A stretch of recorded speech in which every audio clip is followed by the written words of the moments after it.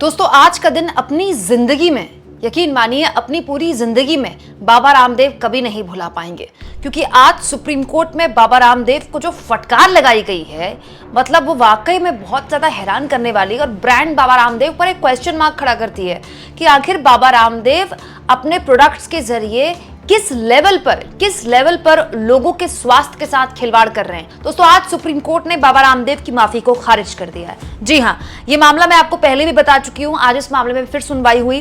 Corona की दवा कोरोनिल को लेकर पतंजलि के भ्रामक विज्ञापनों का मामला सुप्रीम कोर्ट में था। आज एक बार फिर से सुप्रीम कोर्ट में बाबा रामदेव गए, इससे पहले भी वो जा चुके हैं। आज एक बार फिर से उनकी तरफ से बिना शर्त माफी मांगी गई, लेकिन कोर्ट ने कह दिया अब माफी से काम नहीं चलेगा, अवमानना की कार्रवाई के लिए अब आप तैयार रहिए। ये कहते हुए बकायदा सुप्रीम कोर्ट ने बाबा रामदेव का जो एफिडेविट था वो खारिज कर दिया। दोस्तों बाबा रामदेव का पक्ष आज सुप्रीम कोर्ट में रख रहे थे मुकुल रोहतगी, देश के सबसे बड़े वकीलों में से एक, सबसे महंगे वकीलों में से एक।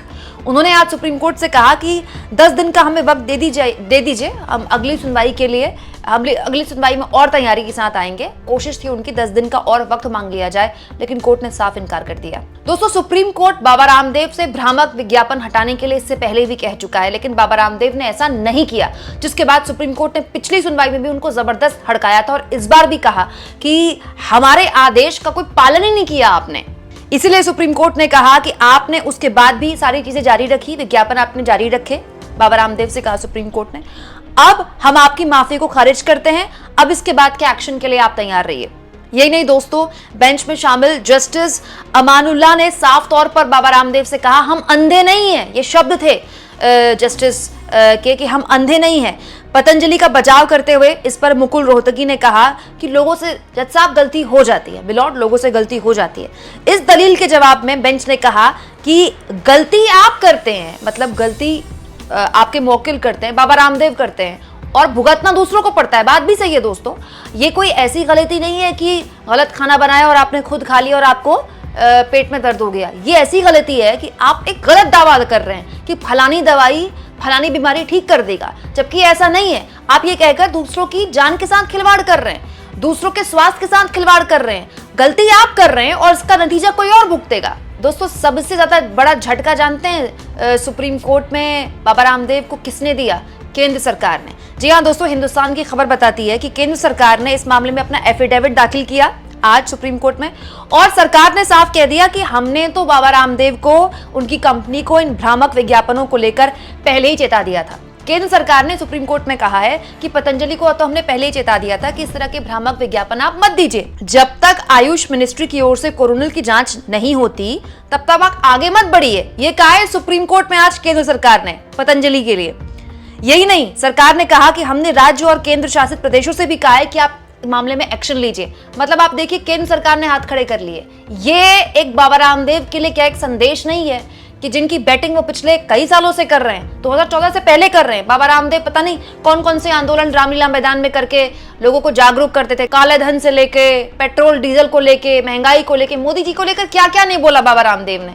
और आज केंद्र सरकार ने हाथ खड़े कर लिए, बाबा रामदेव के पूरे मामले में कह दिया कि भाई हमने तो इनकी कंपनी को पहले ही बोला था आगे मत बढ़िए, जब तक इस पूरे मामले में जांच नहीं हो जाती विज्ञापन आप मत दीजिए। लेकिन जो किया इन्होंने किया। दोस्तों इस पूरे मामले में उत्तराखंड के अधिकारियों को फटकार लगाते हुए सुप्रीम कोर्ट ने कहा कि आपने एकदम निष्क्रियता दिखाई, एकदम निष्क्रियता। दोस्तों उत्तराखंड की दवा लाइसेंसिंग अथॉरिटी के जॉइंट डायरेक्टर आज सुप्रीम कोर्ट में मौजूद थे, जिनसे जस्टिस अमानुल्लाह ने कहा, do you have the guts to do what you are doing? You are acting as a post office, shameful of you. आपको शर्म आनी चाहिए, आप पोस्ट ऑफिस के कर्मचारी की तरह यहाँ पर बिहेव कर रहे हैं, पोस्ट ऑफिस की तरह काम कर रहे हैं, आपको पता भी है आप क्या कर रहे हैं। इसके बाद उसी बेंच की एक और जज जस्टिस कोहली ने कहा, you have signed in letters we are talking about. क्या पढ़ा आपने? लोग मर भी जाएं तो वार्निंग से चलेगा। इसके बाद तो जस्टिस अमानुल्लाह और फायर हो गए। उन्होंने अधिकारी से कहा आप घर पे टाइम बिताइए, मतलब आप घर बैठिए। अधिकारी को बिठा दिया सुप्रीम कोर्ट ने घर, कि आपकी नाक के नीचे बाबा रामदेव लगातार नियमों की अवहेलना कर रहे थे और अब क्या झक मार रहे थे। जस्टिस कोहली ने साफ तौर पर कहा कि what kind of behaviour is this? ये किस तरह का व्यवहार है? आप पब्लिक हेल्थ, लोगों के स्वास्थ्य से डील कर रहे हैं, आपको अंदाजा भी है आप कितना बड़ा काम कर रहे हैं। दोस्तों, जिस तरह से आज बाबा रामदेव को सुप्रीम कोर्ट ने फटकार लगाई, उनकी माफी मांगने से इनकार कर दिया और कह दिया कि अब आप अवमानना की कार्रवाई के लिए तैयार रहे। ये एक सबक है ना केवल पतंजलि के लिए बल्कि उन तमाम प्रोडक्ट्स के लिए जो टीवी पर आते हैं, तमाम तरह की दावे करते हैं, ये हो जाएगा, वो हो जाएगा, इसको लगाने से आप ये कर लेंगे, इसको खाने से आप ये कर लेंगे। मतलब भारत में भ्रामक विज्ञापनों का एक पूरा का पूरा मतलब बाजार चल रहा है और बेचारे जो भोले भाले कस्टमर है, जो भोले भाले लोग हैं, उनको बेवकूफ बनाया जाता है। बाबा रामदेव तो एक जीता जागता प्रमाण है उसके लिए। हैरानी इस बात की है दोस्तों कि अभी बाबा रामदेव कल कुछ घंटे पहले इंडिया गठबंधन को नसीहत दे रहे थे, राजनीतिक नसीहत दे रहे थे। मतलब खुद ऊपर से लेकर नीचे तक आप गलती पर गलती कर रहे हैं, झूठ पर झूठ बोल रहे हैं। उस झूठ का पोल पट्टी जो है, झूठ का पुलिंदा जो है, वो सुप्रीम कोर्ट खोल रहा है और दूसरों को बैठकर यहाँ पर ज्ञान दे रहे हैं। दोस्तों, अब इस पूरे मामले में क्या होगा? बाबा रामदेव को सजा होगी, बाबा रामदेव को माफी मिलेगी, ये तय होगा कब? 16 अप्रैल को। 16 अप्रैल की डेट मुकर्रर की है कोर्ट ने। 16 अप्रैल को कोर्ट तय करेगा कि बाबा रामदेव को फर्जी विज्ञापन ना हटाने के मामले में कोर्ट माफी देती है या फिर कोर्ट उनके ऊपर कोई सख्त एक्शन लेती है, उनको कोई सजा भी मिल सकती है क्या? सवाल ये दोस्तों कि इसके चांसेस बहुत ज्यादा हैं, क्योंकि आज जो टिप्पणियां सुप्रीम कोर्ट के सुनवाई के दौरान जजेस ने की हैं, वो टिप्पणियां सुनेंगे ना बाबा रामदेव तो उनके होश उड़ गए होंगे, क्योंकि वो खुद भी मौजूद थे। आचार्य बालकृष्ण और बाबा रामदेव आज कोर्ट में खुद भी मौजूद थे। इस पूरे के पूरे मसले पर जो बेंच ने सुनवाई के दौरान, जजेस ने सुनवाई के दौरान बातें बोली है ना, वो सुनने लायक है। दोस्तों, बेंच ने बाबा रामदेव से साफ कहा कि आप अगली कार्रवाई के लिए तैयार रहिए। और इस दौरान देखिए जस्टिस कोहली ने क्या कहा।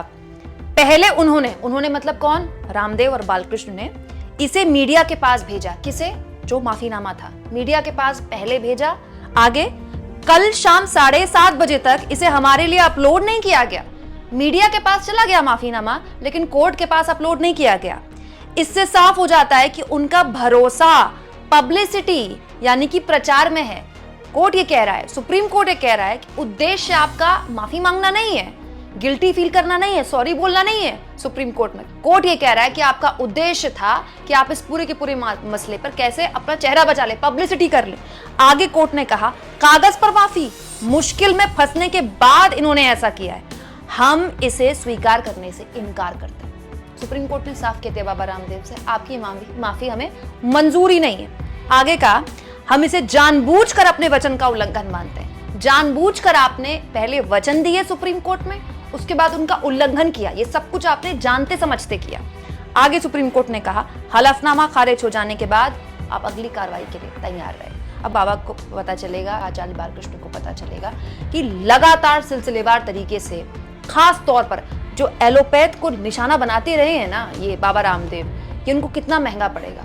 कोरोना के वक्त दोस्तों पूरा का पूरी दुनिया में मेडिसिन पर चर्चा हो रही थी। पूरा एक साल न्यूज चैनल्स में, उन दिनों में न्यूज चैनल में ही थी, न्यूज चैनल में डॉक्टर्स के अलावा कोई पॉलिटिकल गेस्ट बुलाया ही नहीं जाता था, डॉक्टर ही डॉक्टर बुलाए जाते थे। और बाबा रामदेव ने केंद्र के मंत्रियों के साथ बाकायदा कोरोनिल जारी की और ये कहा कि ये कोरोना ठीक करने वाली दवा है, जबकि इसका कोई प्रमाण नहीं था। दोस्तों, यही नहीं, जस्टिस हेमा कोहली ने इस सुनवाई के दौरान एक और बात बोली जो बाबा रामदेव और उनके जैसे तमाम ऐसे इंडस्ट्रियलिस्ट, ऐसे लोग जो इन चीजों में डील करते हैं और लोगों के स्वास्थ्य के साथ खिलवाड़ करते हैं, देखिए उन्होंने क्या कहा। जस्टिस हेमा कोहली ने कहा हमें आपके माफीनामे पर उसी तरह से व्यवहार क्यों नहीं करना चाहिए जैसा आपने कोर्ट में दिए अपने वचन के प्रति किया। हम संतुष्ट नहीं हैं, हम ये माफीनामा खारिज कर रहे हैं। समाज में एक संदेश जाना जरूरी है, हम इसे आपके व्यवहार का हिस्सा मानते हैं। आप किस तरह का उपचार पेश करते आ रहे हैं, हमें ये क्यों नहीं सोचना चाहिए कि आप अदालत की अवज्ञा करने वालों से मिले हुए हैं। आपने जानबूझकर अपनी आंखें बंद रखी, आपकी मिली भगत है। ये बहुत ही मतलब इस सख्ती से और क्या कोर्ट कह सकता था। कोर्ट ने ये भी कह दिया दोस्तों कि 2018 से लेकर अब तक हरिद्वार और आयुर्वेदिक के यूनानी जिला अधिकारी जो हैं, जो भी अधिकारी इस पद पर तैनात हैं, 2 हफ्ते में हलफनामा दायर करके बताएं कि पतंजलि से जुड़ी हुई शिकायतें जो लगातार उनको मिल रही थी, पतंजलि की दवाइयों की शिकायतें, उन पर क्या एक्शन उन्होंने लिया। ये बहुत गंभीर मसला है। यहाँ पर अब उन अधिकारियों को जवाब देना होगा कि सुप्रीम कोर्ट तक जो मामला चला गया, सुप्रीम कोर्ट लोगों के स्वास्थ्य के साथ खिलवाड़ को लेकर इतना सख्त हो गया, लेकिन वो अधिकारी जिनकी जिम्मेदारी थी कि वो अपने राज्य के लोगों को या अपने राज्य में काम करने वाली किसी भी इंडस्ट्री को या किसी भी कंपनी को पर लगाम कसे, उनका रियलिटी चेक करते रहे कि जो दावा ये लोग कर रहे हैं क्या इन दावों पर इनके प्रोडक्ट्स खरे उतर रहे हैं। उन लोगों ने किया क्या, उन अधिकारियों ने किया क्या? उन अधिकारियों की अच्छी खासी क्लास यहाँ पर आज सुप्रीम कोर्ट ने लगाई है, साथ साथ में बाबा रामदेव की दिल की धड़कनें बढ़ा दी हैं। दोस्तों, जिस तरह से सुप्रीम कोर्ट इस पूरे मसले पर बाबा रामदेव को बार बार चेताता रहा, उसके बाद भी बाबा रामदेव ने सुप्रीम कोर्ट में माफी मांगने के बाद भी विज्ञापन नहीं हटाया और अब बिना शर्त माफी मांगने को लेकर भी सुप्रीम कोर्ट ने उनकी माफी पर भी सवाल खड़े कर दिए कि आपका उद्देश्य माफी मांगना नहीं है, आपका उद्देश्य प्रचार करना है। इस पर आप क्या सोचते हैं? कोई बड़ा फैसला सुप्रीम कोर्ट दे सकता है बाबा रामदेव पर? और अगर दे देता है तो ब्रांड बाबा रामदेव किस हद तक एक क्वेश्चन मार्क उन पर लग जाएगा? कमेंट बॉक्स में जरूर लिखें और जितना हो सके दोस्तों चैनल को शेयर भी करें, सब्सक्राइब भी करें और थैंक्स और ज्वाइन, ये 2 ऑप्शन हैं जिसके जरिए आर्थिक तौर पर भी आप चैनल के हाथ मजबूत कर सकते हैं।